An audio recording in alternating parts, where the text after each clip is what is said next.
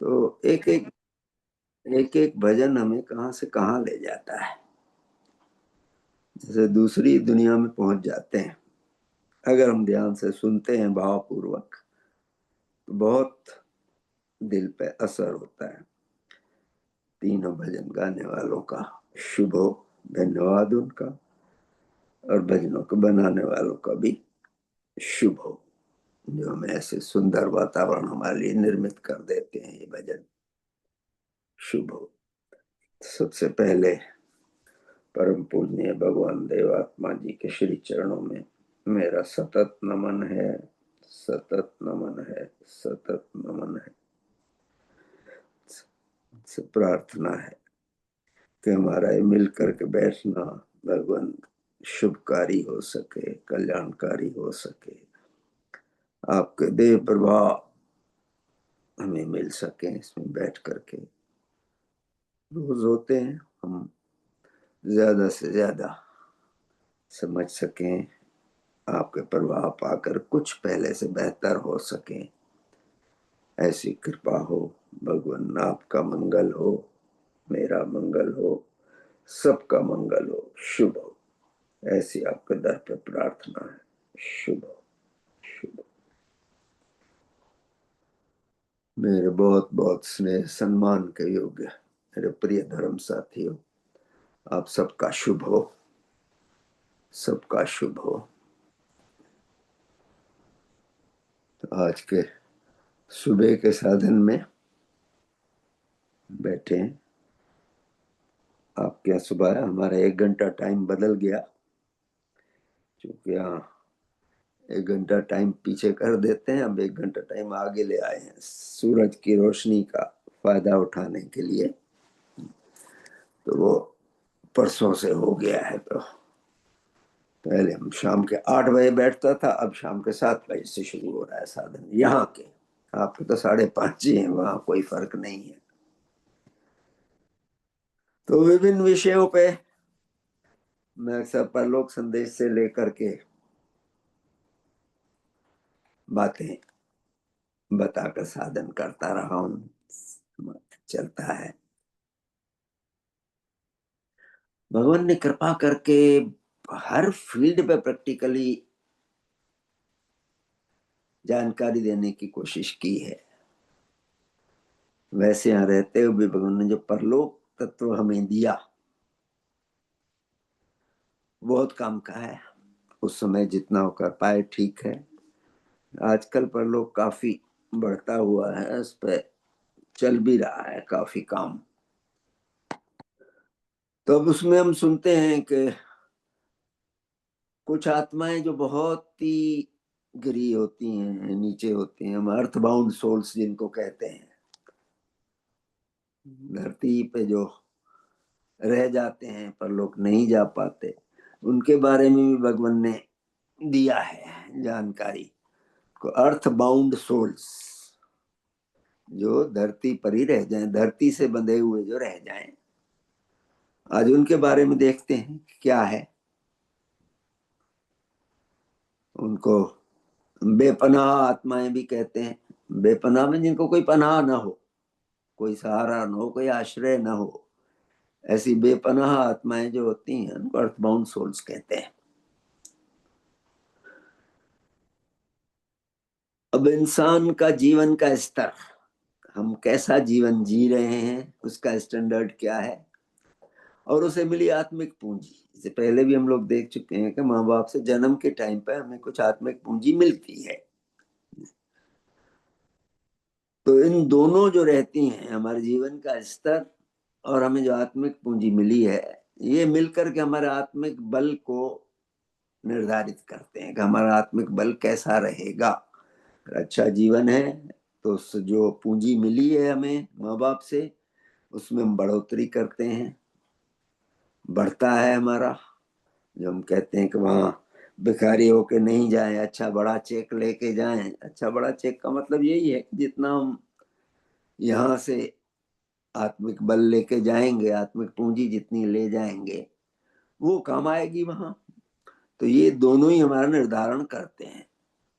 अब कमोबेश सबको इतनी आत्मिक पूंजी तो हर एक को मिलती है, जिसे वह परलोक के न्यूनतम स्तर से थोड़ा ऊपर तो पहुंच जाए। ये नेचर में प्रोवाइडेड है कि माँ बाप से हमें इतना मिलता है कि हमारे डेथ के टाइम पे हम कम से कम परलोक का जो न्यूनतम सबसे नीचे का जो स्तर है, लोएस्ट, उससे थोड़ा ऊपर तो हमें एंट्री मिले। इसके आगे इंसान का अपना वातावरण है, हमारे सरकमस्टांसेस हैं, संगत है, अच्छे कामों के लिए लगन कितनी है हमारी, और सच्चाई भलाई में विश्वास जो रहता है वो हमारा आत्मा का बल बढ़ाता है। नीच विचार, नीच गतियां, कर्म जो हमारे रहते हैं, नीच सुख हमारे आत्मा के बल को घटाते हैं, और उसके विरुद्ध उच्च जो रहते हैं वो हमारा बढ़ाते हैं आत्मिक बल। तब एक लोएस्ट सीमा जो है, न्यूनतम सीमा के बाद आत्मा में इतना आत्मिक बल भी नहीं रह जाता कि वह परलोक की सबसे नीचे के स्तर में भी स्थान पा सके। ये लेवल भी आ सकती है कि आत्मिक पूंजी है कि कम से कम सबसे नीचे के लेवल से तो जरा ऊपर तो मिल जाए, इतनी रहती है हर एक के पास। लेकिन हम अपना जीवन अगर इतना गंदा कर लेते हैं कि उसमें भी पाने हमें जगह न मिले, वहां भी स्थान न मिले, यानी उसके विकास की तकरीबन कोई गुंजाइश नहीं होती। और नेचर ऐसी आत्माओं को शीघ्र से शीघ्र खत्म करना चाहती है कि भाई नहीं है काम के किसी के भी, तो उनको जल्दी खत्म हो, छोटा सा आत्मिक जीवन मिलता है उनको। ऐसी आत्माओं को परलोक में जगह नहीं मिलती, और बहुत छोटी आत्मिक जिंदगी जीकर अक्सर वहीं पृथ्वी पर ही खत्म हो जाते हैं। अर्थबाउंड इसीलिए कहते हैं उनको कि यहीं रह जाएंगे। ऐसी आत्माओं को अर्थबाउंड सोल या बेपनाह आत्माएं हम कहते हैं। इनको खत्म करने के लिए इनके अपने कर्म ही काफी होते हैं, जो उन्होंने जिंदगी जी है, जो एमाल किए हैं, वही काफी होते हैं खत्म करने के लिए इनको, जो इतने गंदे रहते हैं। वो अक्सर ऐसी आत्माएं अकेली और हताश होती हैं, परेशान रहती हैं, अकेली रहती हैं। इनके आत्मिक अंग अक्सर ढंग से बने हुए नहीं रहते। हमारा सूक्ष्म शरीर बनता है, और हमारा कैसी आत्मा हमारा बना पाती है, आत्मा का भी जो निर्माण होता है उसमें भी लेवल्स हैं, बहुत लेवल्स हैं। तो आत्मा की गठन कैसी बनती है उस समय हमारे सूक्ष्म शरीर के साथ। तो इनका जो है अक्सर ये हताश रहते हैं, इनके आत्मिक अंग अक्सर ढंग से बने हुए नहीं रहते। ये आत्मिक रूप से क्या हो सकते हैं, गूंगी, बहरी, अलूली, लंगड़ी आदि हो सकती हैं, होती हैं। इनका विवेक स्तर भी बहुत कम रहता है, और अपनी छोटी सी आत्मिक जिंदगी ये अक्सर जहां इन्होंने अपनी ज्यादातर जिंदगी जी हो उसके आसपास ही घूमती रहती हैं। बहुत शराबी रहे तो शराब शराब खाने के आसपास घूमती रहती हैं। वो छोटी आत्मिक जिंदगी रहती है इनकी, और नेचर के उस क्रम में वो खत्म हो जाते हैं जल्दी। अब कभी मोह में, कभी ईर्ष्या जलन में, कभी द्वेष में बदले की भावना, कभी गुस्से आदि के भाव ने बेचैन रखते हैं। जो नीच भाव है हमारे, ये इनको बहुत बेचैन रखते हैं इन आत्माओं को। कौन कौन से? मोह, ईर्ष्या, द्वेष, बदले की भावना, कभी गुस्से आदि के भाव इनको बेचैन सदैव बनाए रखते हैं। नीच भाव इनकी आत्मा को सतत झुलसाते रहते हैं, जैसे मगनी में झुलस जाए ना, वैसी हालत रहती है। परलोक में जो आरंभिक ट्रेनिंग रहती है, जो कक्षाएं रहती हैं, हम जब डेथ के बाद जाते हैं वहां, तो शुरू में वो आरंभिक कक्षाओं में सिखाया जाता है हर एक को कि कैसे यहाँ का जीवन होगा, कैसे बात करेंगे, कैसे, जैसे मैं पहले भी बता चुका हूँ कि वहां इस तरह से हम जैसे मुंह से बात कर रहे हैं, एक दूसरे को देख के बात कर रहे हैं, वहां ऐसा नहीं है। वहां सिर्फ एनर्जी है, सब एनर्जी के बेसिस पे चलता है। एक दूसरे को एनर्जी से मैंने देना चाहा किसी को, वो पैगाम उन तक पहुंच जाएगा, वो जो देना चाहते हो मेरे तक आ जाएगा। तो ये क्लासेस शुरू में सिखाए जाते हैं कि एनर्जी पे कैसे बात होती है, एनर्जी पे कैसे चलते हैं, विचारों पे इतना तेज जो चलते हैं, विचारों पे चलते हैं। मेरे को पहले भी मैंने एक्सप्लेन किया है कि विचार हम कितनी जल्दी हम पहुंच जाते हैं। अभी मैं सोचूं कि इस बार गए थे रुड़की में, श्रीमान चंद्रगुप्त जी से मुलाकात हुई थी, फलानी बात पे हमारी चर्चा हुई थी, कितनी देर लगी मुझे पहुंचने में? सेकंड भी नहीं लगा। तो विचार इस गति से होता है। तो विचारों की ट्रेनिंग दी जाती है कि कैसे वहां का रहना है। तो ये आरंभिक क्लासें रहती हैं, ओरिएंटेशन क्लासेस जैसे कहें हम। उनसे वंचित होकर इन आत्मा को परलोक के बुनियादी कार्यकारी नियमों को भी ज्ञान नहीं रहता, जो फंडामेंटल वहां के नियम है उसका भी ज्ञान नहीं होता, क्योंकि ओरिएंटेशन क्लासेस को सीखने को मिले ही नहीं। हम कहीं यहाँ भी किसी ऑफिस में काम करते हैं, किसी नई पोस्ट पे ज्वाइन करते हैं तो बताया जाता है, ट्रेनिंग दी जाती है, या किसी सीनियर के अंडर में रख करके काम कराया जाता है, सिखाया जाता है। इनको जब ये मौका ही नहीं मिलता, परलोक में एंट्री नहीं है, तो वो क्लासेस भी नहीं मिलते। तो ओरिएंटेशन समझ में ही नहीं आता है कैसा नियम, फंडामेंटल नियम भी इनको मालूम नहीं हो पाते।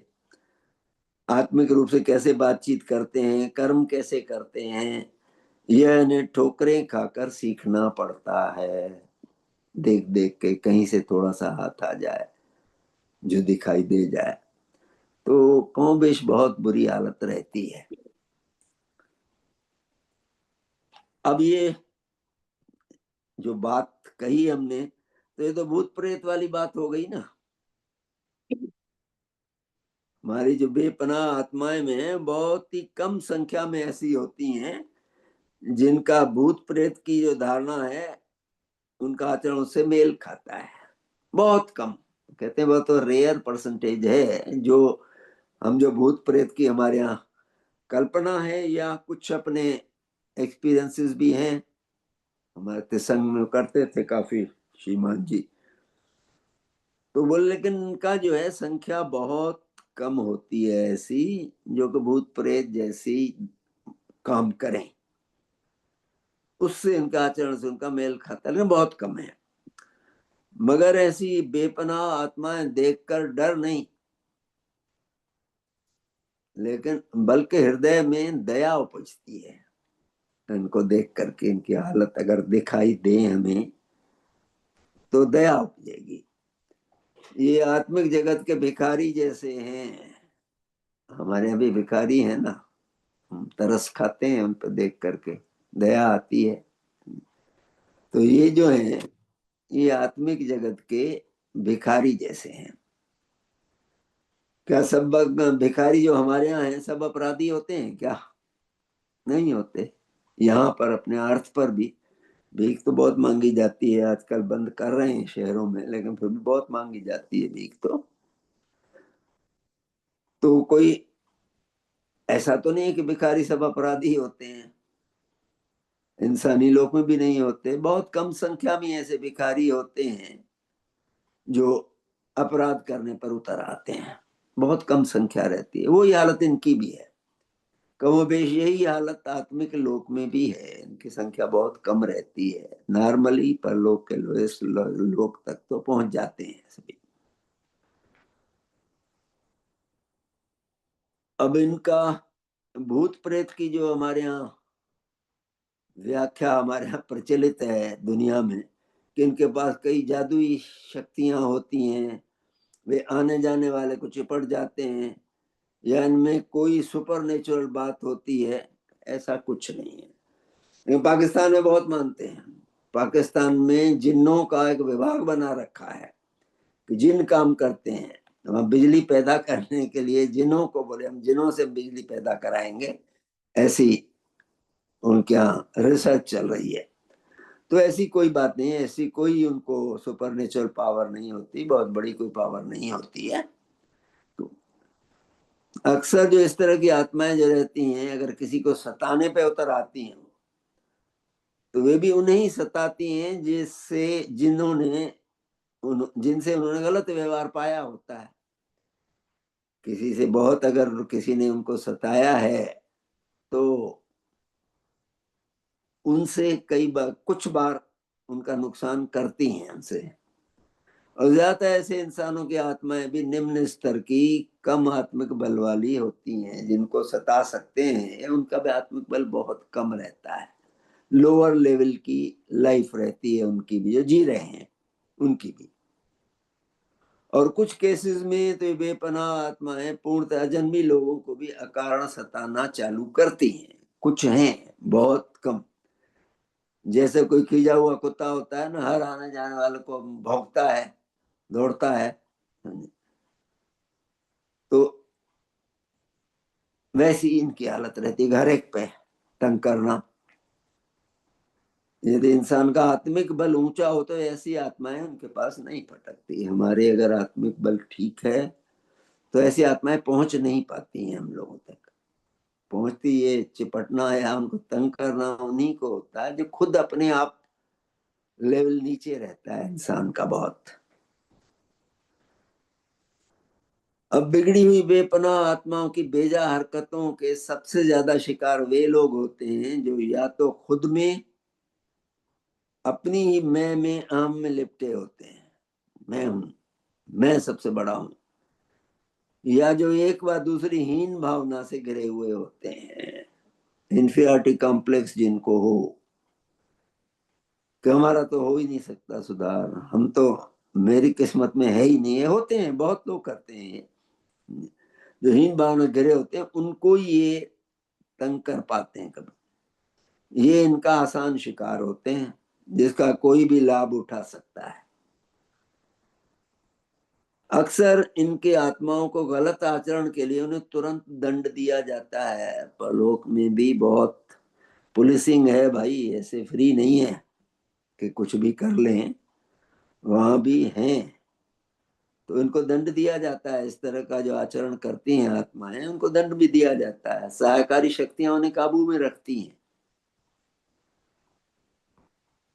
मगर जिस इंसान को अपने ईगो के चलते अपने से बड़ा कोई दिखता ही ना हो, उसकी मदद के लिए आने से भी लोग कतराते हैं, या यूं कहो का आना नहीं चाहते। सहायकारी शक्तियां भी इनकी मदद नहीं करती। जो अपने में है, मैं ही हूं सबसे बड़ा, मेरा कोई क्या बिगाड़ लेगा, मेरा कुछ नहीं कर सकता, बहुत रहते हैं। या हमेशा जलते भुनते रहें बदले की भावना से, ईर्ष्या से।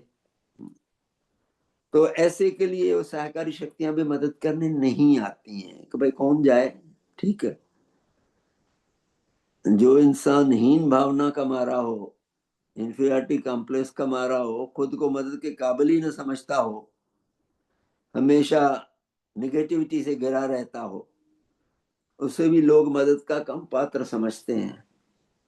सहकारी शक्तियां नॉर्मली उनकी मदद के लिए नहीं आती हैं ज्यादा। तो लोगों में भूत प्रेत की कल्पना बहुत बढ़ा चढ़ा कर की है। बहुत किस्से हैं भूतों के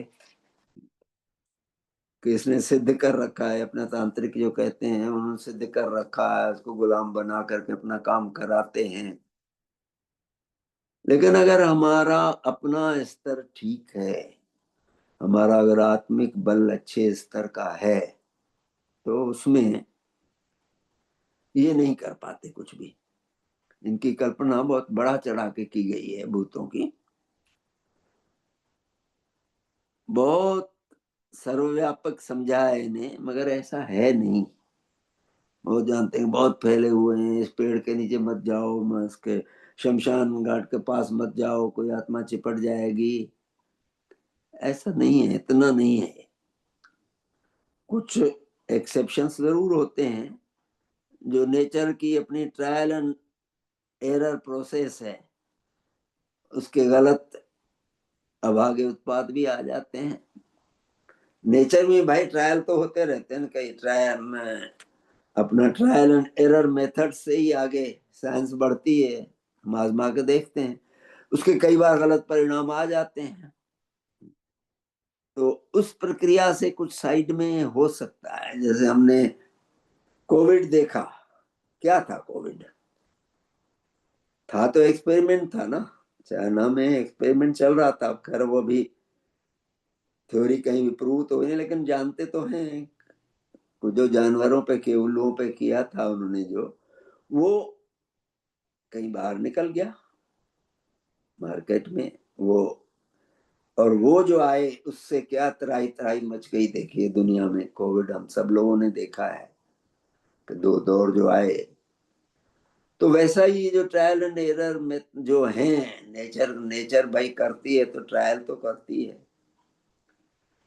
भगवान भी आए, मनुष्यात्मा से देवात्मा जो आए, पता नहीं कितने ट्रायल हुए होंगे भाई उसके लिए। हम सिर्फ कल्पना करें तो थोड़ा सोच सकते हैं।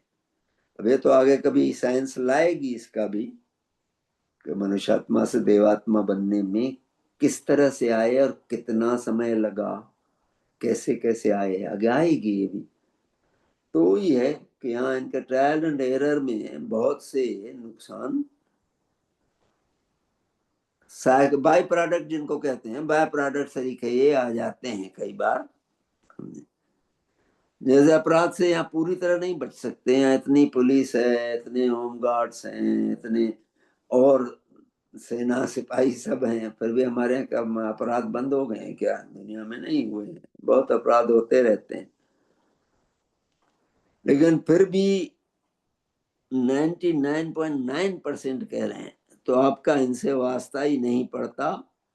और आपराधिक घटनाओं से बचने के लिए अच्छा है कि आप अच्छे पड़ोस में रहें। रास्ता क्या है इससे बचने का? ऐसे ही जो हालात हो जाते हैं कि एक तो अच्छे पड़ोस में रहें, अच्छी संगत के साथ घूमे फिरें, जहां सुरक्षा चाक चौबंद हो। वैसे ही इन बेपनाह आत्माओं से खौफ खाने के बजाय जरूरत है कि हम अपना आत्मिक स्तर ऊंचा करें, अपना आत्मिक बल हम बढ़ाए रखें। और वो कैसे हो सकता है? जो काम हम कर रहे हैं वो वही काम है कि साधन सत्संग में समय दें, शुभ और सकारात्मक में जिए, पॉजिटिविटी में जिए, सेवा सहायता करें, परोपकार पर सेवा पर ध्यान दें। इस पे बहुत जोर है, भगवान का बहुत जोर है इस पे कि पर सेवा जरूर करें, निस्वार्थ पर सेवा जरूर करें। और जितनी निस्वार्थ होगी उसका उतना ही फल है। क्योंकि नॉर्मली हमारी सेवा जो है वो कहीं ना कहीं हमारा स्वार्थ कहीं ना कहीं जोर मारता है उस पर आकर के। तो स्वार्थ से बच करके अगर हम करते हैं निस्वार्थ सेवा, तो वो 100% गोल्ड है। 99.9% जो गोल्ड के सिक्के आते हैं ना, वैसा है। लेकिन उतना काश हम सभी कर पाए कि अपने से निकल करके, शुरुआत ही वहीं से है। भगवान ने जो दिया है भाई, धर्म की शुरुआत कहाँ से होती है? जब हम अपने से निकल करके किसी दूसरे के लिए निस्वार्थ भाव से उसके भले की बात सोचने लगते हैं, तो वो धर्म की शुरुआत है। आगे तो बहुत लंबी सीढ़ी है भाई, बहुत लंबी सीढ़ी है, कितनी हम ऊपर जा सकते हैं इसमें। तो परोपकार पर सेवा बहुत चीजों से हमें बचाती है, बहुत आत्मिक पूंजी दिलाती है हमको। और जितनी यहाँ रह करके कमाई, ये बार बार इंसिस्टेंस है कि भाई यहाँ शरीर जो है ऐसा है, कोई बेकार चीज नहीं है। हम यहाँ दुनिया में जो आते हैं वो कई बार तंग हो जाते हैं कि जाएं वापस, चलें भाई अब तो। लेकिन नहीं, शरीर के रहते हुए यहाँ जितना हम फायदा उठा सकते हैं, आत्मिक पूंजी इकट्ठी कर सकते हैं, परलोक में वो उतना आसान नहीं है। परलोक से जाकर के, क्योंकि हमें फीलिंग्स के थ्रू काम करना पड़ेगा। दूसरे की सेवा करनी है तो फीलिंग्स के थ्रू करेंगे। सामने रह करके शारीरिक बल जो रहता है, हमें शरीर है कोई जबरदस्ती नहीं करा सकता हमसे। तो इस पर बहुत ध्यान देने की जरूरत है। खुद का आत्मिक बल बढ़ा हुआ होगा तो अव्वल तो मदद की जरूरत ही नहीं पड़ेगी। अपना अगर हमारा आत्मिक बल अच्छा है, अच्छे विचार हैं, अच्छे, आप लोग 3-3 बार साधन पर बैठ रहे हैं, मैं कई बार बहुत उससे सोचता हूँ कि मैं नहीं बैठ पाता यहाँ के, जो टाइम के फर्क के कारण या और कामों के कारण नहीं, तीनों बहुत दिल होती है कि तीनों साधन अटेंड करूं, लेकिन नहीं हो पाता है यहाँ से टाइम के फर्क के कारण। तो अपना आत्मिक बल बढ़ा हुआ होगा तो अव्वल तो मदद की जरूरत ही नहीं पड़ेगी, और अगर पड़ी भी तो तुरंत मिल भी जाएगी। अगर अच्छी आत्मिक पूंजी है, हमारा आत्मबल बढ़ा हुआ है, तो सहायकारी शक्तियों की मदद भी मिलती है, बहुत मिलती है सबको। मेरे ख्याल में ये हमें एहसास रहता है, सबके जीवन में ये मौके आते हैं कि हमें मालूम पड़ता है कि किसी ने मदद की मेरी, जो काम बहुत उलझा हुआ था हो गया हमारा, कहीं हमें मुसीबत में पड़ गए थे निकल आए जल्दी। ये मदद मिलती है, बहुत मदद मिलती है। तो अक्सर ऐसी बेपनाह आत्माएं हमारी दया की, मंगल कामनाओं की पात्र होती हैं, घृणा और भय की नहीं, हमारे दया की पात्र होती हैं। कई बार जब हम बैठते हैं मेडिटेशन में, पहले शुरू में जब मैं बैठता था बहुत सामने दिखते थे फेसेस, बहुत फेसेस दिखते हैं।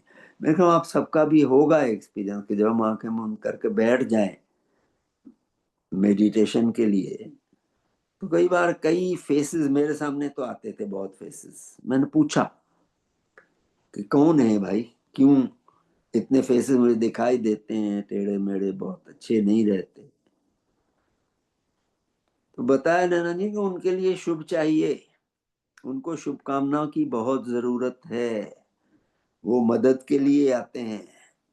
मदद हम कितनी दे पाते हैं उनको, ये अपने अपने पर्सनल एक्सपीरियंस पर है हमारे, कि करके देखें कभी। तो ये हमारी दया की पात्र रहती हैं, मंगल कामना की पात्र रहती हैं, शुभो। जैसे सुबह के साधनों में मैंने पहले ही बताया था, कोई नए लोग बहुत आने लगे थे, हम बहुत गंदे थे, हमने ये पाप किए, बहुत परेशानी की जिंदगी पर लोक में आकर के बिताई, बहुत शर्मनाक जिंदगी रही है, हम वर्णन भी नहीं कर सकते। फिर अब अच्छे कुछ मिले हैं हमें आत्मा जो लेकर के आए हैं। शुरू में हमें भी समझ में नहीं आता था कि काहे के लिए, ठीक है बता रहे हैं हम तो शुभ हो कहते थे, ठीक है भाई आज से आप हमारे साथ में शामिल हैं, हम आपके लिए भी शुभकामना करेंगे। इसका असर होता है, परलोक में बहुत इन चीजों का असर है। मंगल कामना जो हम कहते हैं, बार बार हर एक को जरूरत है। हम अपने देश समाज में कहते हैं कि भगवान का काहे के लिए शुभ हो कहें, नहीं भाई, वहां हर अस्तित्व को मंगल कामना की जरूरत है, और मंगल कामना बहुत फायदा देती है। तो ये बात हमें सिखाती भी है कि हमें भाई पीछे ऐसा इंतजाम करके जाएं, कोई हमारे लिए मंगल कामना तो करे जाने के बाद, ऐसा नहीं कोई मंगल कामना करने वाला ना हो, नहीं तो अब तो चले गए भाई, अब कौन पूछता है। ये इंतजाम हमें करके जाना है। इन सब जो ये शिक्षा मिल रही है, इसका मतलब यही है कि हम अपने लिए तैयारी तो करते चले ना। तो ये बात सदैव ध्यान में रखें, ताकि लोगों की बढ़ाई चढ़ाई बातों के चलते हम अपने परलोकवासी संबंधियों से पीछा छुड़ाने की कोशिश न करें, जो हमारी इतनी मदद करते हैं। ये अंतिम पैरा दिया है कि मैं एक बार फिर इसको रिपीट कर देता हूँ। तो लोगों ने भूत प्रेत की कल्पना बहुत बढ़ा चढ़ा कर की है, बहुत सर्वव्यापक समझा है इन्हें, हर जगह रहते हैं बहुत भूत होते हैं, मगर ऐसा है नहीं, रियलिटी वो नहीं है। कुछ एक्सेप्शंस होते हैं, अपवाद स्वरूप प्रकरण अवश्य होते हैं, जो नेचर के परीक्षण प्रक्रिया, ट्रायल एंड एरर प्रोसेस के अनफॉर्चुनेट बाय प्रोडक्ट्स होते हैं, अभागे उपोत्पाद हिंदी वर्ड है, लेकिन ये अनफॉर्चुनेट प्रोडक्ट्स, जैसे कोविड का बताया साइड में निकल आया, उनका मतलब तो नहीं था कि कोविड लाएं, लेकिन आ गया। या कई बार लैब्स वगैरह जो हमारे रहते हैं, कई बार जो साइंसदान करते हैं अपना ये रिसर्च, उसमें कई बातें ऐसी, कुछ पदार्थ ऐसे मिला गए एसिड्स वगैरह, तो उससे बहुत भयंकर परिणाम भी आते हैं।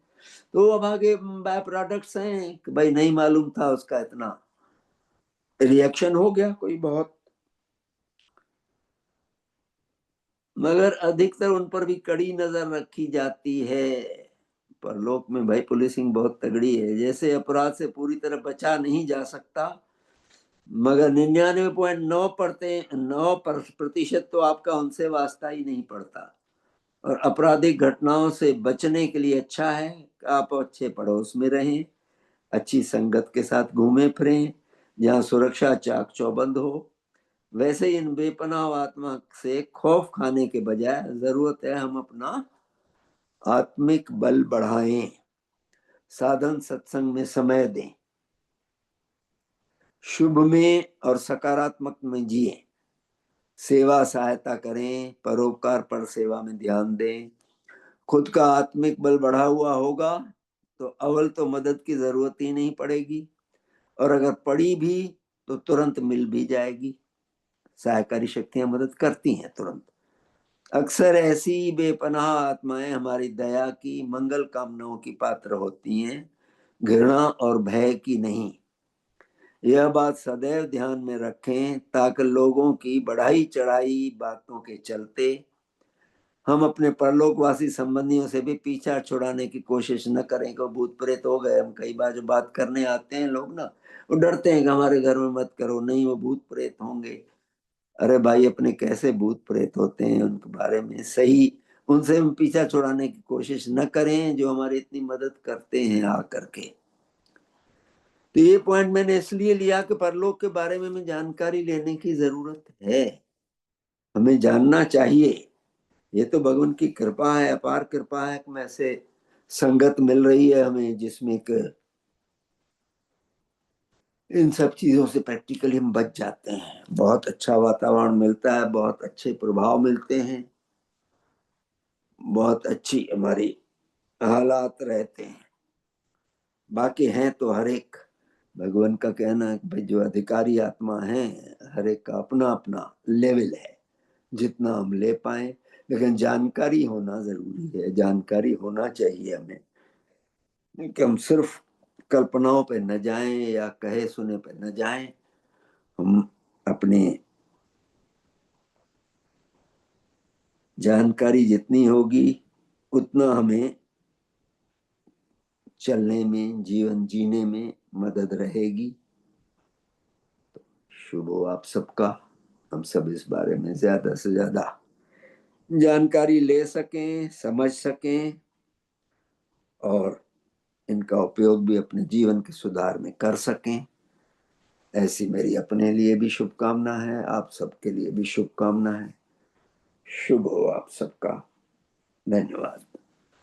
श्रीमान चंद्रगुप्त जी। बहुत सुंदर उद्बोधन, बहुत ही सुंदर, बहुत ज्ञानवर्धक और